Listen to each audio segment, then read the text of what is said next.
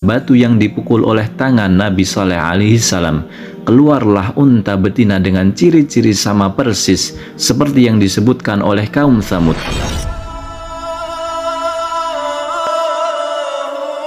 Assalamualaikum warahmatullahi wabarakatuh. Alhamdulillah wassalatu wassalamu ala rasulillah. Sahabat Kalam Turas, Allah subhanahu wa ta'ala berfirman di dalam Al-Quran surat Hud ayat 61 yang artinya, dan kepada kaum Tsamud kami utus saudara mereka Saleh.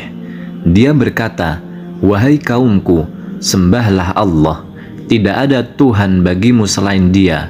Dia telah menciptakanmu dari tanah dan menjadikanmu pemakmurnya.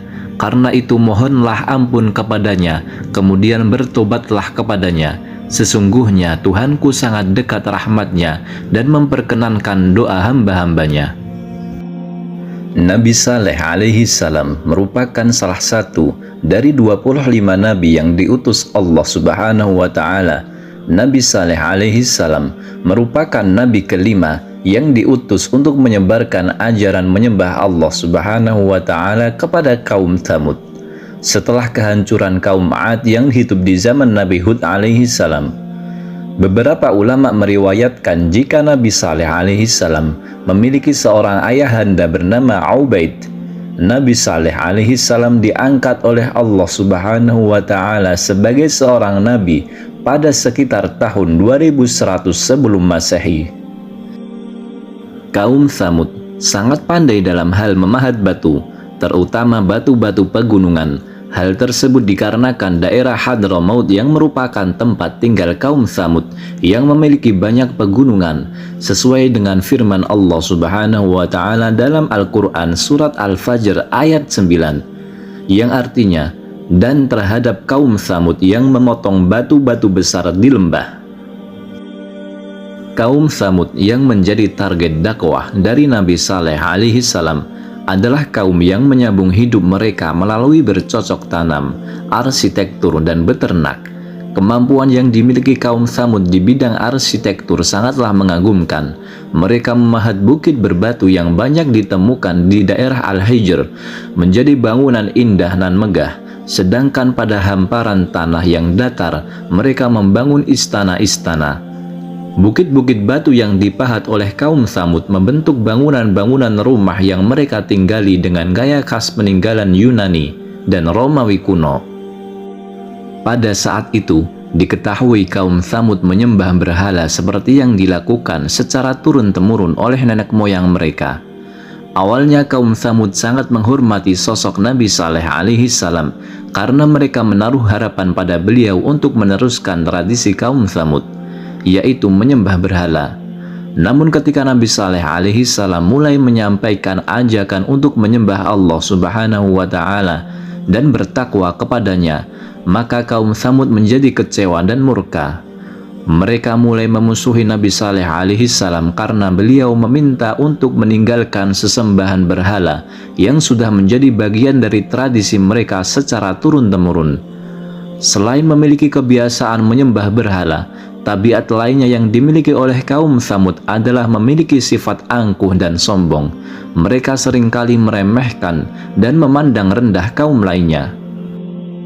Bahkan dalam kesehariannya, mereka selalu berbuat maksiat seperti berzina dan mabuk-mabukan. Gaya hidup kaum Tsamud tersebut telah menyimpang jauh dari ajaran Allah subhanahu wa ta'ala.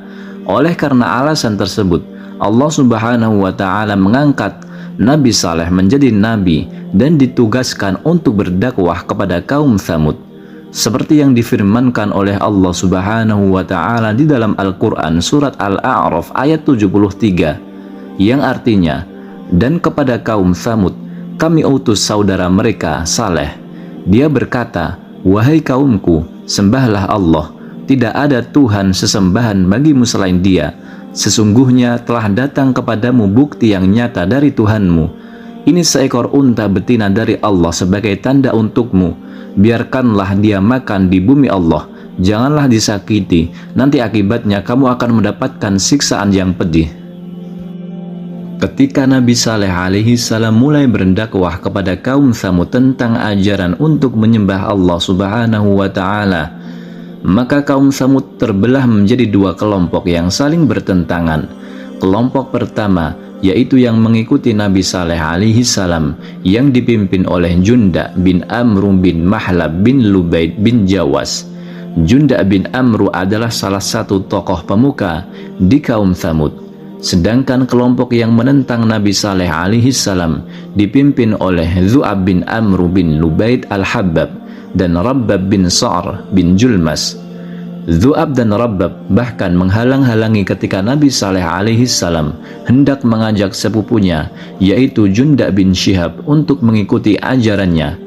Kelompok penentang yang dipimpin oleh Zu'ab dan Rabbab berpendapat bahwa Nabi Saleh alaihi salam terkena sihir.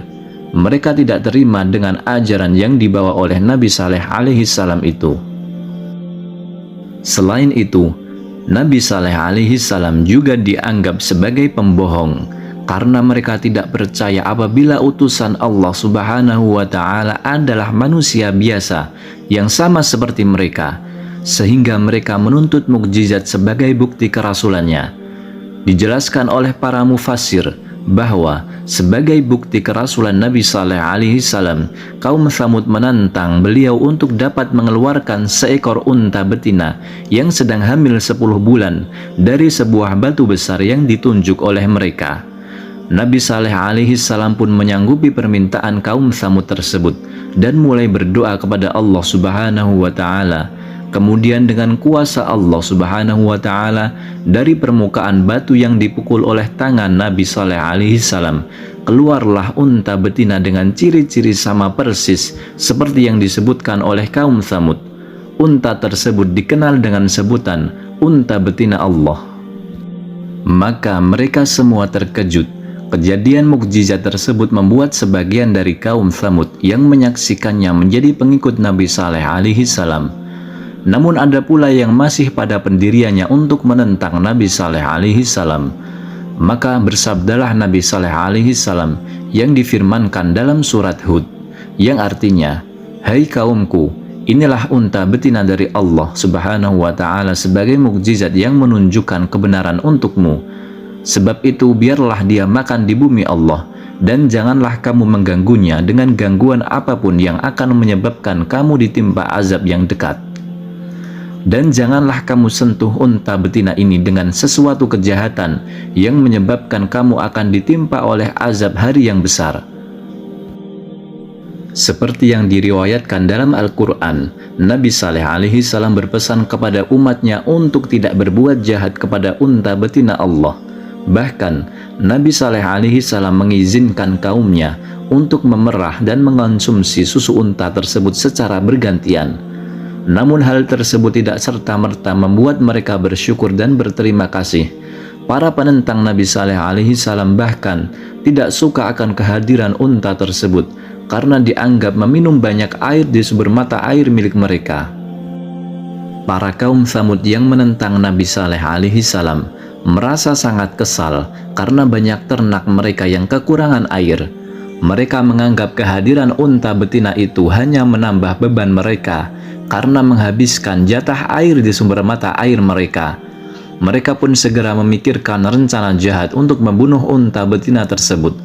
Di antara orang-orang yang berencana melakukan pembunuhan terhadap unta betina Allah, terdapat dua wanita yang menjadi provokator rencana tersebut.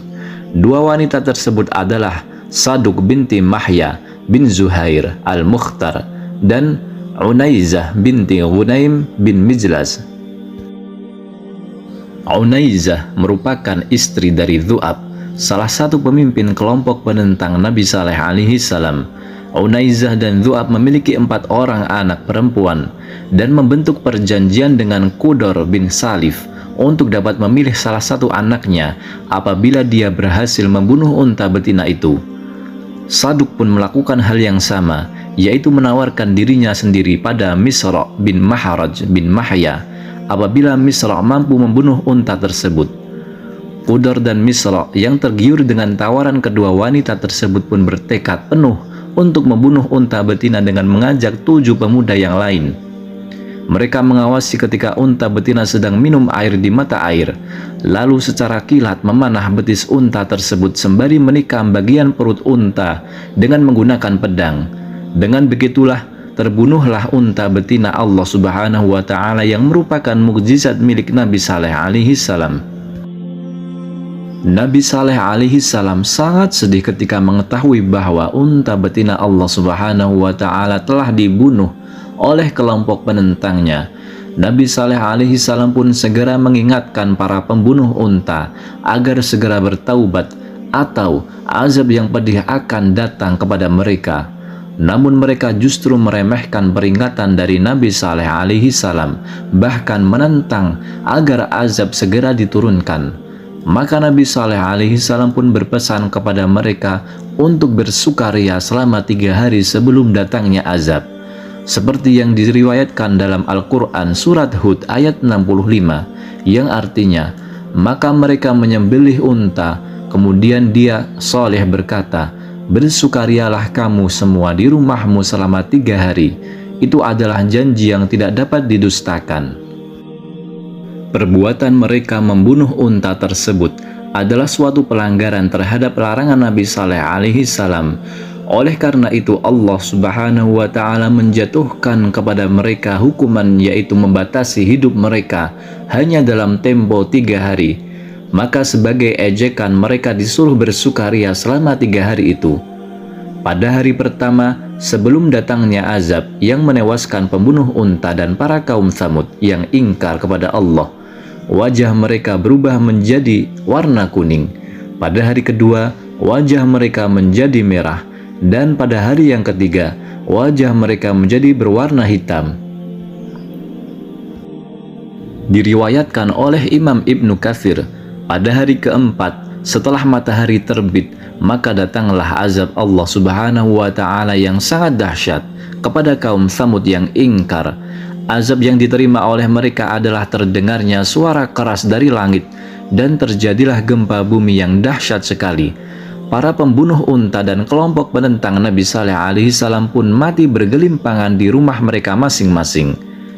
Diceritakan bahwa tidak ada satupun kelompok penentang Nabi Saleh alaihim yang selamat, kecuali Kalbah binti As-Salq. Kalbah adalah seorang budak perempuan yang pada saat azab terjadi melarikan diri ke arah perkampungan Arab, lalu menceritakan kejadian azab tersebut kepada penduduk di sana.